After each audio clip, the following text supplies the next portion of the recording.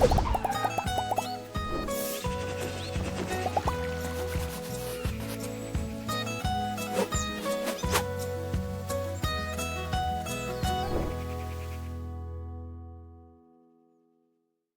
I'm Ben Quiggle, editor of Woodall's Campground magazine. This is another edition of Supplier Showcase. And with me today is, well, somebody who's probably pretty recognizable to everybody that's watching this, Joann DelVescio, the executive director of the New Jersey Campground.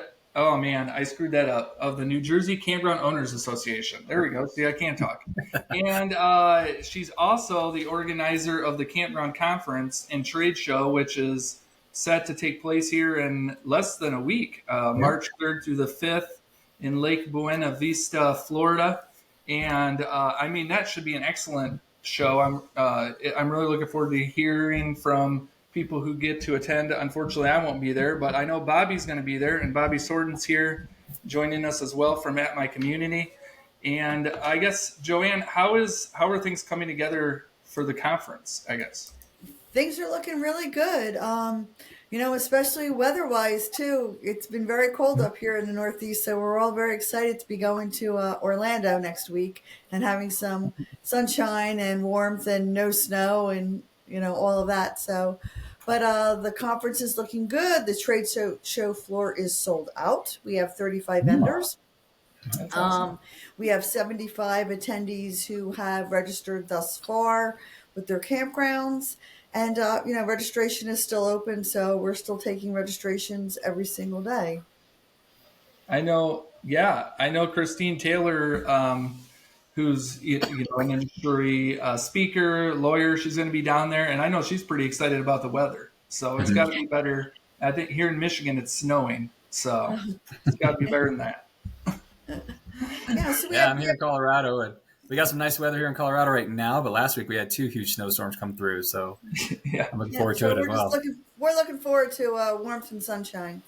But we have a full schedule. We have 9 seminars over the 3 days.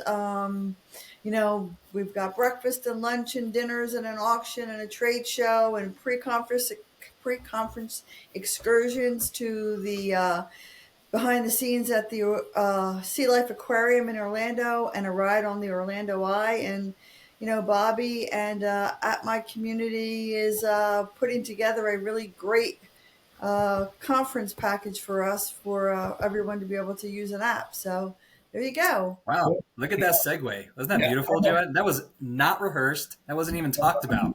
That was a great segue. So, yeah. So Ben, you cool? I just started talking a little bit about the app, like Joann was talking about? Yeah, sure. Cool. Yeah. So like Joann said, I'm real excited for being able to build the app for the conference. Now, I think so many people, they just have their phones in their pocket all the time, and an app is so convenient. It saves a lot on printing, of course. You don't have to print out every single thing that's going on. And as Joann said here, we built the app, and right here we got the agenda. So when you click on the agenda, you can see right there that there's the entire agenda of everything that's happening. And she already mentioned behind the scenes. So as you can see, I have it made out by days, Monday, Tuesday. And what's really cool is if there's certain sessions that people want to go to, all they got to do is click the little star there. So if I want to go to, I think you were just talking about Christine, and she's right here. What did we get sued for in 2024, which is a great title. So if I wanted to go to that one, I just got to click the little star there, and boom, it takes me right in there. I'm like, okay, I want to add this one to my favorites. So now I got this favorited into my own little agenda here. So when I go back to my little screen here, I can come back up here and I got my own little agenda, and I already have my little activity saved in here. So there's a lot of cool stuff that we can do with this app. So Joann, I know you already talked about some of your suppliers. So, giving a shout out to all the suppliers that are going to be going, man, look how long this list is. I mean, that's great stuff there. And we have great new suppliers this year, which is very exciting. Sometimes it's always the same suppliers, which we love, and we're glad that they support us. But we have some new suppliers this year for all kinds of items for the campground stores, which is really exciting. We've got 3 new suppliers for campground store products this year. So that's exciting to me. Yeah, you got some really great sponsors there too. I put a sponsorship button on there to let these suppliers know that, hey, we're really giving you guys a shout out. Of course, we're on there because we sponsored the app here, but your platinum sponsors, when I click on that, what I do that really helps these suppliers stand out is I actually have these files made. These are called SVG files. I have it so they can actually have their logo on there. So that's kind of a really cool way for them to pop on the screen whenever people open their phone. And, you know, you can see Access Park is on there and all these other ones. You got a couple campgrounds on there. So, you know, you tap on Lake Candle Campground, it's going to show their image that gets pulled from Google, and it'll go right to their website, or you can see a map where they're located. So, you know, it's a really cool way for them to advertise a little bit more, like Access Parks or, you know, Utility Supply Group, which I know Heidi will be there. I talk to her quite often. What's really cool about this too is that I can put a video on here as well. So if anybody has an infomercial out on YouTube, you can see right there, it's playing at the top right above her screen as a platinum sponsor. So really cool way. And if you like more what you hear, you just click website and it'll take you right over to her website where you can get more information, or you can say, hey, I really want to go talk to her at her booth. So do you guys do, and I know this might be a question more for Joann too, I guess, do you guys do any type of gamification at the conference through the app, or is that, you probably have the capability, but it might not be something you do at this conference? So, Joann, I'll jump in real quick because I don't know if you're doing anything paper-wise.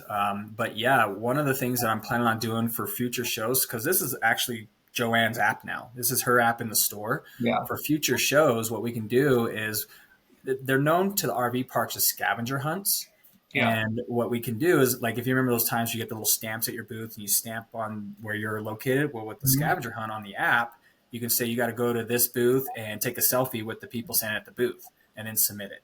Then it keeps track of every booth they went to, and whoever has the most booths can be entered in for a drawing or something like that. So there are those possibilities that we can do. The possibilities with the app are endless. I think one of the things, you know, I go to a lot of conferences. Joann goes, yeah, we all go to a lot of conferences. Yeah. And one of the things I know people always complain about or mention is they want a way to be able to, like, connect with other attendees there, either through like a chat in the app or just be able to find their contact information so that when they leave and go home, they can have that. I guess, is that, what's that like on the app? So Joe and Rose and I, so for those who don't know, Joe and Rose are the owners of At My Community, and I just came on with them this year, January 1st. We've discussed a little bit about that. We're actually in discussion with a few parks as well and a couple other organizations out there. The reason why they are kind of hesitant on it is we don't want to have to try to police or monitor that conversation through this app. Yeah. You know, because I always use the word bullying. I come out of the education field from being a teacher for 15 years, teaching business and marketing, where somebody could be bullying somebody. So we haven't gone down that route. And technically, these apps are really designed more for the RV parks and campgrounds. That's what Joe and Rose's entire vision was about. And when I came on board, I told them one of the best ways for RV parks and campgrounds to learn about our app is to get it in their hands. And that's why I've really been reaching out to all associations like Joann to say, can we build your app for you? It's completely complimentary, just so we get it in their hands. So going back to your question, Ben, on right now, attendees can't communicate with each other and they don't know which attendees are there through the app. But Ben, I will tell you that we do have that information available to all the attendees and to the vendors. In our program book, we list all of their contact information because we know that they like to reach out to one another throughout the year. So the one way they can do that, though, too, Ben, is right here. If you go to sponsors or if you go to speakers, right here, I have the whole list of the speakers that are going to be talking. So if somebody wanted to talk to, you mentioned Christine Taylor, her information's there. So it gives a little bio about her, has her picture, and then they can just click right there on LinkedIn and go right over to her LinkedIn channel. We can put any buttons below here. So if Joann said, hey, I want you to put her phone number on there, or I want you to put her email address on there, I can add that real quickly to all the speakers. So even though after the conference is done, people a month later, or attendees a month later, can say, oh, I really want to know who's that lawyer that was talking about what they got sued for. Oh, I'll pull out the app and go to the speakers, and oh yeah, this is the person. So that's one of the great features about it, is that all the information will always be there. The only thing that's not there that people really need to know is the agenda. Because when you have the agenda on there, it falls off after the event's over because you don't want to have to keep scrolling through the whole event, and it just puts the next event up towards the top. So that won't be on there at the end of the show. As a journalist, I don't like that feature because I like to go back and look at things, and it just disappeared. So you're going to have to fix that, Bobby. And believe me, and I know Joe's going to watch this. Joe, you heard it from Ben Quiggle himself. So we talked a little bit about that because, and so he's actually kind of thinking about maybe there's a way we could do some coding for specific conference agendas where they can stay on. But yeah, I said the same thing to him. I was like, is there any way we can make them stay on? He's like, no, the coding right now pulls them off. So, but Joe, you heard it from Ben. So.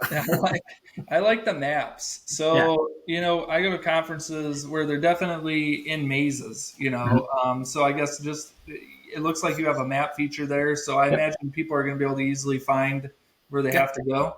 Yeah, so right here, and I've been talking to Joann through email about this. Like you can see, there's just a quick little map of where everything's held. You can see it's a trade show floor, and since her show's not really huge, like a lot of the other ones out there, it's very simple. You got your trade show booth side, and then you got your presenter or your session side.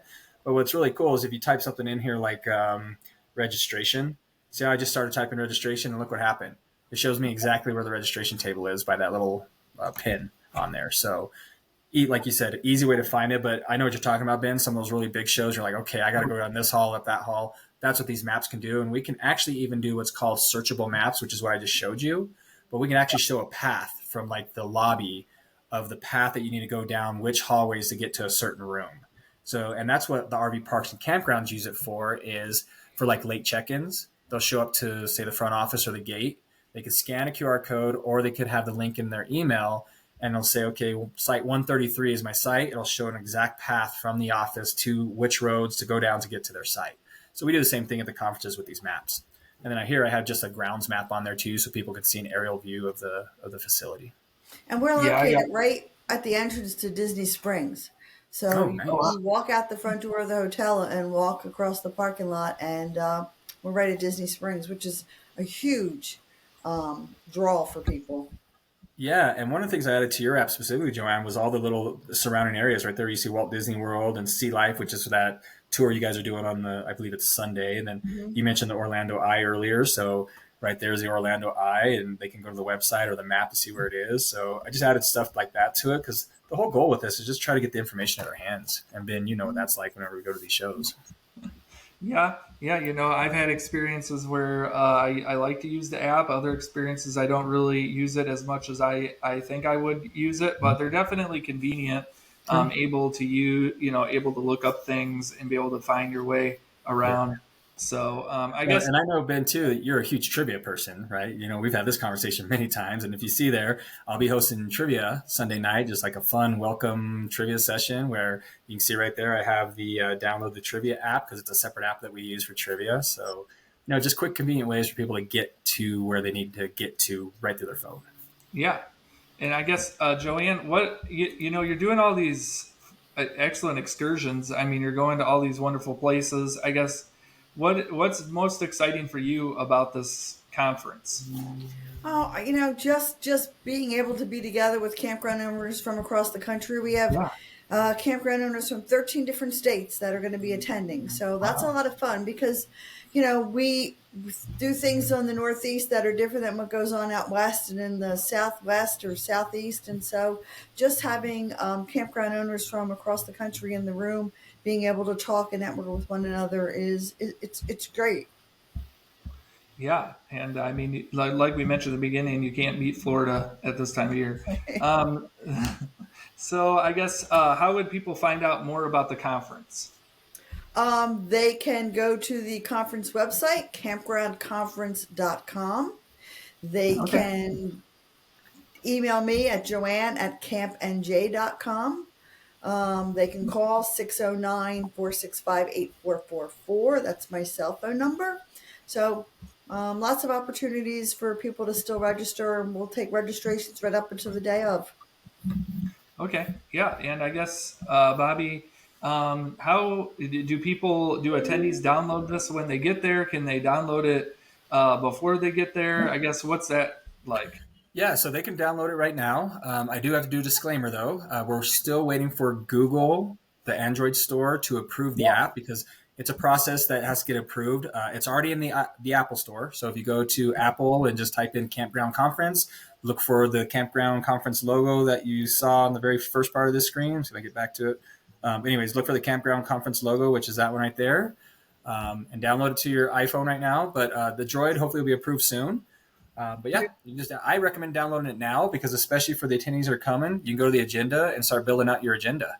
It's kind of like know before you go type stuff. And so Yeah, I did a note before you go this morning, and we did include the QR code to go right to the conference. So it's been sent out to the all of the presenters, all of the speakers, all the attendees, and all the vendors have all received the QR code and information on how to download the conference app. Yeah. And we'll be talking a lot at the show too, Ben, if they haven't downloaded yet, to say, hey, if you want to know what's going on here, and download the app. And plus, what's really cool about this too is we can do what's called push notifications.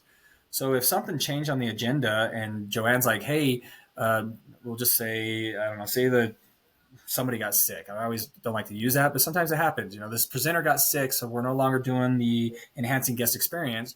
I can jump in the app. Joanne can jump into the app and actually push a notification saying, hey, the enhancing guest experience that was scheduled at 9 a.m. on Tuesday is not going to happen, but come and talk with us for a Cracker Barrel session, or something like that. So that's what's good about the app at the actual event. Well, that's awesome. I mean, it sounds like it's going to be a fun conference. Yeah. I'm like I mentioned at the beginning, I'm excited to hear how the conference went, and I'm sure it's going to be beautiful weather down there. So I hope, Bobby, I hope you have fun down there, and Joanne, I hope it runs smoothly. I know as an organizer, it's always a little nerve wracking, and before the show kicks off. So, but thanks for coming on the show. Yeah, thanks, Ben. I appreciate it.